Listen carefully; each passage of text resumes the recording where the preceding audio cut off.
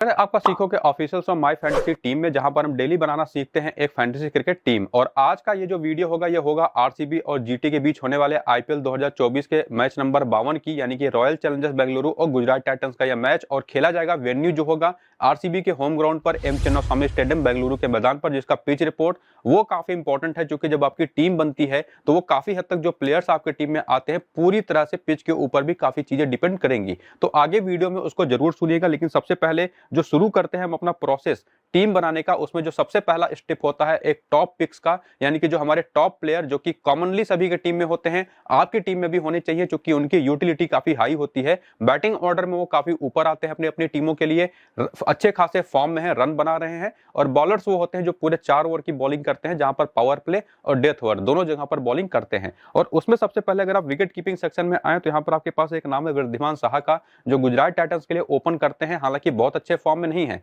Consistency की कमी है, पिछले मैच अभी नहीं चले थे। लेकिन अभी अगर हम बात करें इस ग्राउंड पर, जब ये आते हैं एम चिन्नास्वामी स्टेडियम पर खेलते हैं, तो पहले इनिंग में बैटिंग करते हुए इनका एवरेज है 47 का, सेकेंड इनिंग की बैटिंग में इनका एवरेज है 79 का। लेकिन हालांकि आरसीबी के खिलाफ इनका रिकॉर्ड देखेंगे तो बहुत अच्छा नहीं है, लेकिन इस मैदान पर उतने अच्छे आंकड़े हैं कि आप इनको टीम में ले जाएं। बाकी दूसरे ऑप्शन आपके पास दिनेश कार्तिक है, जो कि नीचे आकर के अच्छी खासी फिनिशिंग कर रहे हैं। और लास्ट मैच भी जब यहाँ पर इन्होंने खेला था तो एक धमाकेदार पारी इन्होंने खेली थी एसआरएच के 277 के स्कोर को चेज करते हुए। और इसके बाद आते हैं बैटिंग सेक्शन में, तो शुभमन गिल यहाँ पर एक ऑप्शन आपके पास आते हैं। इन्होंने इसी ग्राउंड पर अभी आखिरी मैच जब खेला था पिछले सीजन में तो 104 रन की पारी खेली थी। यहाँ पर इनका सेकेंड इनिंग में बैटिंग करते हुए और आरसीबी के खिलाफ भी सेकेंड इनिंग में बैटिंग करते हुए एवरेज या रिकॉर्ड ऐसा है कि आप इनको टीम में रख सकते हैं। पहली इनिंग के बैटिंग में आप इनको इग्नोर कर सकते हैं। बाकी फाफ डू प्लेसिस है, जो कि हमेशा से गुजरात के खिलाफ खेलते हैं तो केवल सेकेंड इनिंग की बैटिंग में कामयाब रहे हैं। पहली इनिंग का बैटिंग एवरेज इनका इतना कम है कि इनकी जहां पर कोई आप डिफरेंशियल प्लेयर ले सकते हैं आरसीबी का ही पहले बैटिंग करते हुए, वो आगे आपको मैं समझाऊंगा कि वो डिफरेंशियल प्लेयर कौन हो सकता है। लेकिन विराट कोहली एक नाम है, साई सुदर्शन एक ऐसा नाम है, जो कि दोनों आपके टीम में ऑटोमेटिकली एक डिफॉल्ट चॉइस के रूप में आते हैं, जो कि अभी पिछले मैच अभी शानदार पारियां खेल करके हाफ सेंचुरी लगा करके आए हैं एक दूसरे के ही खिलाफ। क्योंकि ये दोनों टीमें जो हैं पिछला मैच अपना जो खेली है एक दूसरे के ही खिलाफ अहमदाबाद के पिच पर खेली थी, जहां पर आरसीबी की टीम ने 200 के स्कोर को चेज करते हुए मैच को जीता था।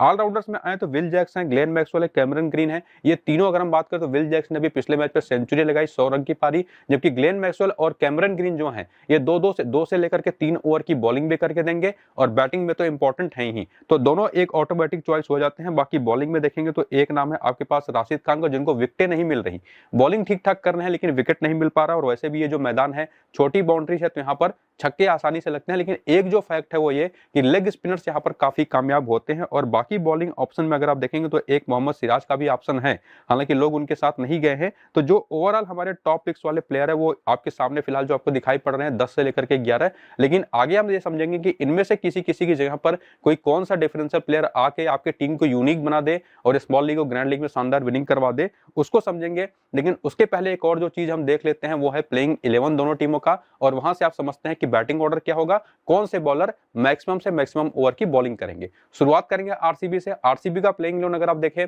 तो विराट कोहली और फाफ डू प्लेसिस ओपन करते हैं, विल जैक्स नंबर 3 पर बैटिंग करने आते हैं, उसके बाद है रजत पाटीदार, और उसके बाद इनका शुरू होता है मिडिल ऑर्डर, जिसमें दिनेश कार्तिक है, स्वप्निल सिंह है, महिपाल लोमरोर भी खेलते हैं कई बार इंपैक्ट प्लेयर के रूप में, और पिछले वाले मैच में तो ग्लेन मैक्सवेल और कैमरन ग्रीन थे ही। और इसके अलावा इनकी जो मेन बॉलिंग है उसमें अगर आप देखेंगे तो मोहम्मद सिराज है, यश दयाल है, और इसके अलावा कर्ण शर्मा लेग स्पिनर, जो कि आपको 4-4 ओवर की बॉलिंग भी करके देते हैं, जिसमें से मोहम्मद सिराज और यश दयाल पावर प्ले और डेथ ओवर की दोनों बॉलिंग करते हैं। और जो ऊपर आपको मैंने कैमरन ग्रीन का नाम लिया था वो भी डेथ ओवर में कम से कम 1 से 2 ओवर करते हैं, और ओवरऑल 3 से 4 ओवर की बॉलिंग करके देते हैं। उसमें ग्लेन मैक्सवेल भी एक नाम है, जो कि 2 से 3 ओवर की बॉलिंग करके देते हैं। तो ये तो आरसीबी का बैटिंग ऑर्डर और मेन बॉलर्स के बारे में आपने चीजें समझी। दूसरी टीम यानी कि गुजरात टाइटंस की बात करें तो उनकी तरफ से कप्तान शुभमन गिल ओपन करते हैं वृद्धिमान साहा के साथ। नंबर 3 पर आते हैं साई सुदर्शन, और पिछले वाले मैच में प्रमोट होकर के नंबर 4 पर आए थे शाहरुख खान, जिन्होंने हाफ सेंचुरी भी लगाई। उसके बाद डेविड मिलर है, राहुल तेवतिया है, इनके मेन बैटर्स जो होते हैं मिडिल ऑर्डर या लोअर मिडिल ऑर्डर के। बाकी मेन बॉलर जो इनके हैं वो है 3 स्पिनर, नूर अहमद, राशिद खान और रवि साई किशोर। जो कि कम से कम 3-3 ओवर की बॉलिंग तो जरूर करते हैं। राशिद खान पूरे 4 ओवर करके दे देंगे। बाकी उसके बाद है 2 पेसर्स मोहित शर्मा और संदीप वैरियर, जो कि आपको पूरे 4-4 ओवर की बॉलिंग करके देंगे अगर खेलते हैं, और साथ ही साथ पावर प्ले और डेथ ओवर में भी बॉलिंग करके देंगे। इसमें से राशिद खान भी एक ऐसे नाम है जो डेथ ओवर में बॉलिंग करते हैं कम से कम 1 ओवर, और पावर प्ले में रवि साई किशोर भी 1 से 2 ओवर की बॉलिंग करके देते हैं कई बार।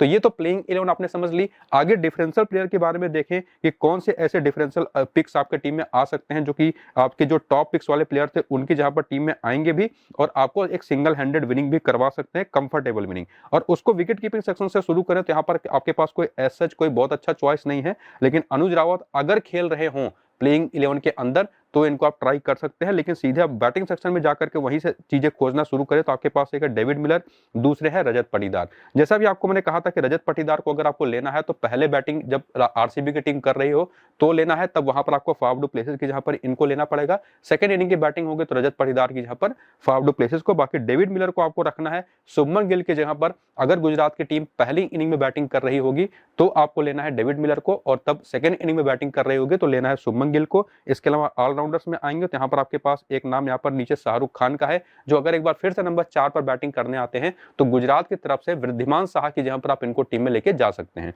इसके बाद लेकिन अगर आप वृद्धिमान साहा को हटाएंगे तो आपको विकेट कीपिंग से दिनेश कार्तिक को तो लेके जाना पड़ेगा, तो कोई एक ऑप्शन आपको वहां से चेक करना पड़ेगा। बाकी बॉलिंग में अगर आप आए तो यहाँ पर आपके पास डिफरेंशियल ग्रुप में एक नूर अहमद है, दूसरे हैं कर्ण शर्मा।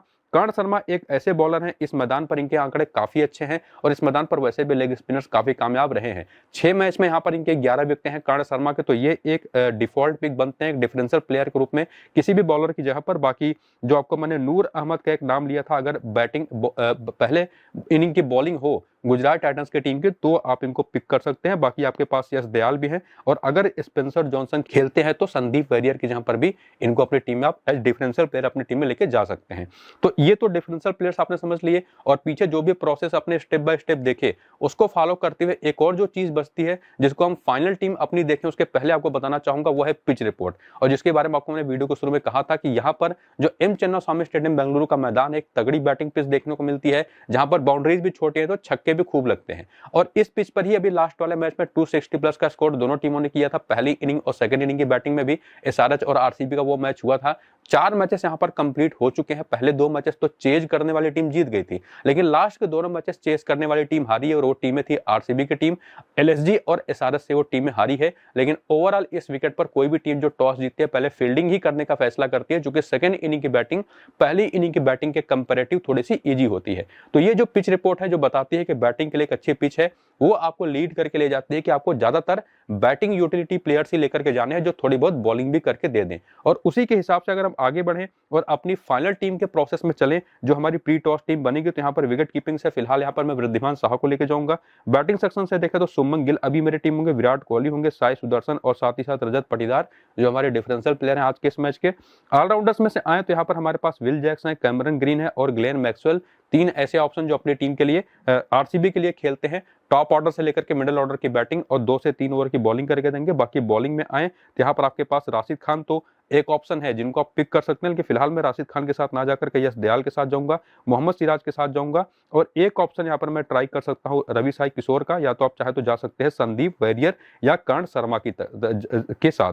तो जो भी ऑप्शन आप ट्राई करना चाहें अपने हिसाब से, जैसे आपको मैंने पूरी एनालिसिस करके दी है उसको आप ट्राई कर सकते हैं। और जो टीम हमारी बनती है ओवरऑल वो आपके सामने, जिसमें विराट कोहली कप्तान और शुभमन गिल वाइस कप्तान होंगे, और ये टीम होगी। तो ये तो मेरी रिकमेंडेशन है आपके लिए, आप चाहें तो इसको फॉलो कर सकते हैं, चाहे तो आप अपने हिसाब से अपनी टीम बना सकते हैं। तो जो फीडबैक दीजिएगा पूरा वीडियो देखने के साथ 5 स्टार का फीडबैक, उसके साथ ये बताइएगा जरूर कि कौन से प्लेयर आपने यूनिक अपने टीम में पिक करिए हैं, या अगर आपको जो कोई चीज एक्स्ट्रा चाहिए अपने वीडियो में अगले वीडियो से उसको भी जरूर बताइएगा। तो ये वीडियो तो यहाँ पर होता है खत्म, मिलेंगे सीधा अगले मैच के लिए अगले वीडियो के साथ, तब तक के लिए